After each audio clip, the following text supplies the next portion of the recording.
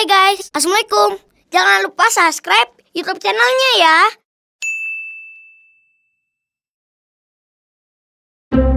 Hah?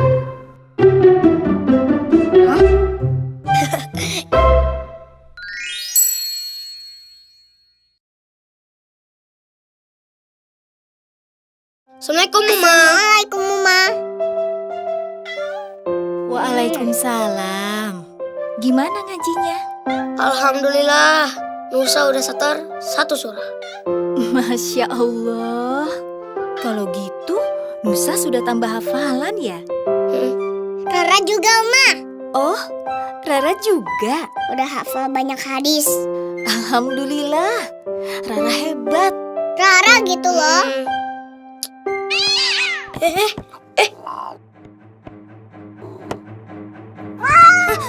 Anta! Stop. Jangan gerak.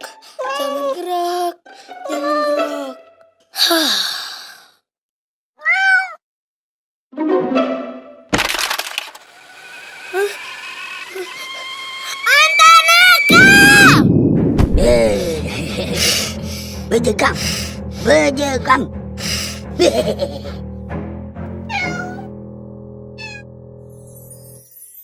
Apa? Dasar kucing nakal. Nusa, Anta juga kan gak sengaja. Mainan kesayangan Nusa kan rusak. Nakal. Bad Kitty. Jangan diulang lagi, Anta.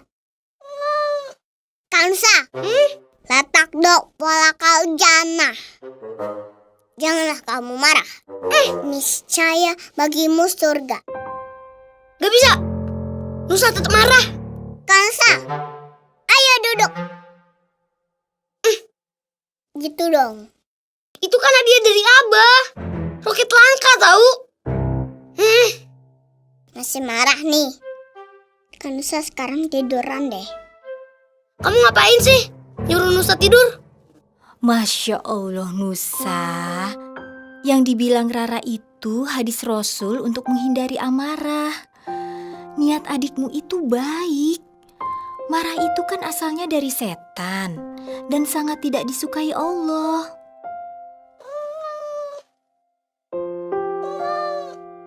Kalau Kansa masih marah, kakak ambil wudhu deh.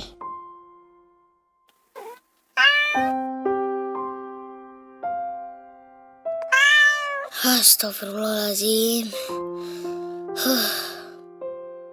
Iya, Nusa maafin deh. Nusa gak mau marah lagi.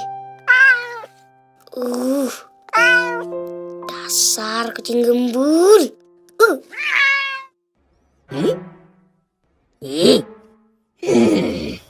Dimban tidak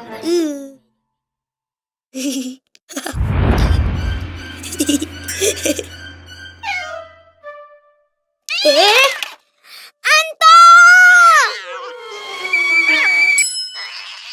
Nusa, wudhu aja deh.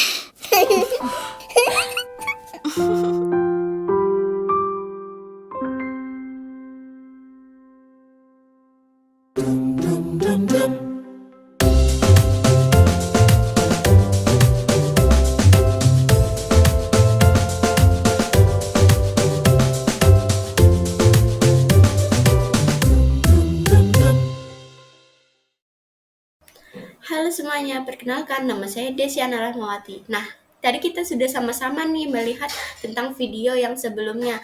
Nah, benar sekali, video sebelumnya menyangkut tentang anger management seperti yang akan kita bahas kali ini. Yuk kita bahas bersama tentang anger management seperti berikut ini. Nah, pertama-tama kita akan memulai dulu nih tentang pengertiannya. Apa sih itu anger?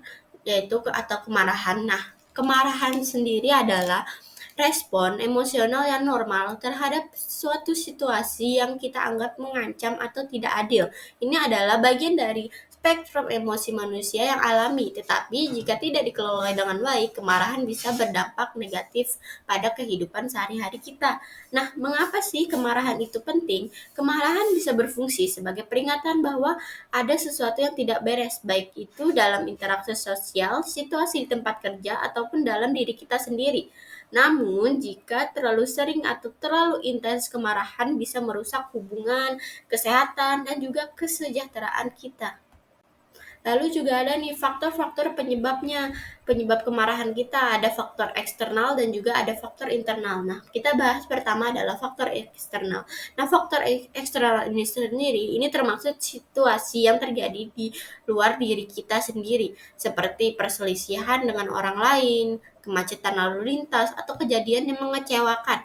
Misalnya, ketika seorang bersifat kasar atau tidak adil terhadap kita, itu bisa memicu kemarahan pada diri sendiri. Lalu, penyebab internalnya yaitu ini berkaitan dengan bagaimana kita memproses dan menanggapi situasi. Contohnya, jika ada seseorang yang dengan harapan tinggi terhadap dirinya sendiri, mungkin merasa marah ketika tidak mencapai tujuannya. Nah, faktor lain juga termasuk stres, kecemasan, atau juga dengan rasa tidak aman dari diri mereka sendiri. Nah, selanjutnya kita akan membahas tentang tanda-tanda dan gejala dari kemarahan itu sendiri. Nah, yang pertama ada tanda fisik. Nah, saat marah, tubuh kita bereaksi dengan cara tertentu, seperti peningkatan detak jantung, napas yang lebih cepat, dan otot-otot yang tegang. Ini adalah bagian dari respon fight or flight tubuh kita terhadap suatu ancaman. Nah, lalu ada tanda emosional nih. Tanda emosional, secara emosional kita mungkin merasa sangat frustasi, kesal, ataupun benci. Terkadang kita juga bisa merasakan tidak berdaya atau disalahpahami yang dapat memperburuk kemarahan itu sendiri. Nah, lalu juga ada nih dampak negatif dari kemarahan yang tidak terkelola dengan baik. Nah, yang pertama kita bahas dari kesehatan fisik sendiri. Nah, kemarahan yang berkelanjutan dapat menyebabkan masalah kesehatan seperti tekanan, darah tinggi, sakit kepala, ataupun bahkan penyakit jantung. Tubuh kita tidak dirancang untuk terus-menerus berada dalam keadaan stres tinggi. Nah, hal itu yang dapat menyebabkan diri kita itu terkena penyakit seperti yang tadi disebutkan. Nah, lalu ada hubungan sosial nih. Nah, tentang hubungan sosial, kemarahan yang tidak terkendali bisa merusak hubungan dengan orang-orang di sekitar kita. Misalnya sering marah pada pasangan atau teman bisa membuat mereka merasa tidak nyaman, bahkan dijauhi. Dan lalu kesehatan mental. Kemarahan yang tidak dikelola juga memicu masalah kesehatan mental nih, seperti kecemasan, depresi, dan perasaan putus asa terus-menerus. Nah, selanjutnya juga ada teknik pengelolaan kemarahan atau anger management. Nah, yang pertama adalah teknik pernapasan, yaitu mengambil napas dalam-dalam bisa membantu menenangkan sistem saraf kita dan mengurangi intensitas kemarahan. Misalnya, coba tarik napas dalam-dalam selama 4 detik, lalu tahan selama 4 detik juga. Setelahnya, hembuskan selama 4 detik. Dilakukan berulang sampai kemarahan mereda. Lalu ada latihan relaksasi. Praktik seperti meditasi, yoga, atau bahkan mendengarkan musik yang menenangkan bisa membantu merilekskan pikiran dan tubuh, sehingga kita mampu lebih menghadapi situasi yang memicu kemarahan. Nah, selanjutnya adalah mengubah pola pikiran. Cobalah untuk mengenali dan mengubah pikiran yang irasional berlebihan. Misalnya jika Anda berpikir semuanya selalu salah, coba untuk berpikir seperti ini. Ini adalah situasi yang sulit, tapi saya bisa mengatasinya.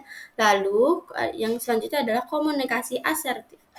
Belajarlah untuk mengungkapkan perasaan Anda tanpa menyerang orang lain. Misalnya daripada mengatakan, kamu selalu membuatku marah. Cobalah katakan seperti, saya merasa kesal ketika ini terjadi karena satu dan lain hal. Itu bisa dijelaskan lebih lanjut. Nah, lalu ada waktu untuk mendinginkan diri sendiri, yaitu saat Anda merasa kemarahan memuncak, ambil waktu sejenak untuk tenang sebelum berinteraksi. Ini bisa berupa seperti jalan kaki singkat, minum air, atau hanya untuk duduk tenang yang di tempat yang sepi atau tempat yang lebih sunyi. Lalu selanjutnya adalah menyalurkan kemarahan. Alihkan kemarahan melalui aktivitas fisik seperti berolahraga atau melakukan hobi seperti melukis, menulis, atau hobi-hobi yang lainnya. Ini bisa membantu melepaskan energi negatif dari diri kita sendiri. Mengelola kemarahan adalah proses yang membutuhkan kesadaran diri dan latihan terus-menerus. Dorongan dari setiap orang untuk tetap konsisten dan tidak ragu mencari bantuan jika merasakan kesulitan juga salah satu termaksudnya. Nah, juga bahwa teknik-teknik ini hanya efektif dipraktikkan jika dilakukan secara rutin dan hasilnya bisa dilihat seiring berjalannya waktu. Sekian dah hari ini. Sampai bertemu pada presentasi berikutnya. Mindfulness dengan sejumlah cara berikut ini. Meditasi duduk. Jika dilakukan secara benar dan teratur, meditasi duduk bisa menyembuhkan. Durasi meditasi ini bisa antara 5 hingga 30 menit. Anda bisa duduk bersila di lantai atau duduk di kursi. Duduk dengan nyaman, punggung lurus. Perhatikan nafas yang masuk dan keluar dari lubang hidung Anda. Sadari nafas ini sepenuhnya. Nafas masuk, saya sadari, saya nafas masuk. Nafas keluar, saya sadari, saya nafas keluar. Nafas masuk, nafas keluar. Masuk, keluar. Jika sulit memperhatikan hembusan nafas, Anda bisa rasakan naik turunnya perut. Sadari perut naik turun ketika bernafas. Nikmati nafas ini. Jangan lupa sambil setengah senyum, karena ini merilekskan otot wajah, otak, dan tubuh. Ketika meditasi duduk, tidak jarang pikiran kita lari kemana-mana. Ketika ini terjadi, izinkan. Dan amati saja pikiran-pikiran ini tanpa menilai apakah ini baik atau buruk. Setelah itu, relakan, lepaskan. Meditasi mindfulness melatih kita untuk menahan keinginan untuk menghakimi atau menilai, membuat kita ingin tahu cara kerja pikiran kita, dan memiliki pendekatan welas asih terhadap apapun dan siapapun, termasuk terhadap diri sendiri. Selain meditasi duduk, bisa juga meditasi jalan. Ketika Anda meditasi jalan, rasakan betul kaki Anda menapak tanah. Sinkronkan nafas dengan langkah. Selangkah, nafas masuk. Selangkah, nafas keluar. Nikmati nafas ini. Nafas ini adalah tanda bahwa Anda hidup. Bisa juga mindful eating. Ketika makan, perhatian penuh pada apa yang kita makan. Lihat, ucap syukur untuk makanan hari ini dan orang-orang yang telah membantu menghadirkan makanan ini. Kunyah hingga lumat, nikmati setiap rasanya. Anda bisa praktekkan mindfulness kapan saja dan setiap hari.